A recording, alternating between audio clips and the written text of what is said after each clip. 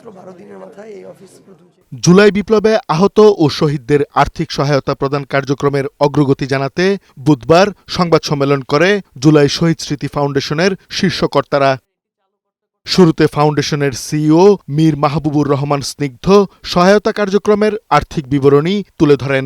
এখন পর্যন্ত আমাদের ব্যাংক অ্যাকাউন্টে আমরা টাকা রিসিভ করেছি 109,20,23,005 টাকা। টাকা খরচ করতে পেরেছি 47,32,32,729 টাকা। সর্বমোট 2,229 জন পরিবারকে সাহায্য করতে পেরেছি। তার মধ্যে 628 জন শহীদ পরিবার এবং 1,601 জন আহত পরিবারদেরকে আমরা আমাদের পক্ষ থেকে সাহায্য করতে পেরেছি। সংবাদ সম্মেলনে ফাউন্ডেশনের সাধারণ সম্পাদক সার্জিস আলম জানান, নানা কারণে সহায়তা কার্যক্রমে ধীরগতি থাকলেও এখন আর তা হবে না। আমাদের কাছে যদি এমআইএস এর ওই তথ্যটা থাকে, আমাদের চাহিদা অনুযায়ী আহতদের ডকুমেন্টসটা এখানে দিয়ে যাওয়া হয়, আমাদেরকে তাদেরকে ফান্ড দিতে বা পৌঁছে দিতে সর্বোচ্চ 3 থেকে 4 দিন প্রয়োজন হবে। আহত ও শহীদ পরিবারের জন্য আর্থিক সহায়তা বাড়বে বলেও জানান তিনি। এই যে এখন 1 লক্ষ করে ফান্ড দিচ্ছে আহতদেরকে, এটা খুব দ্রুত 3 লক্ষ করে দেওয়া হবে।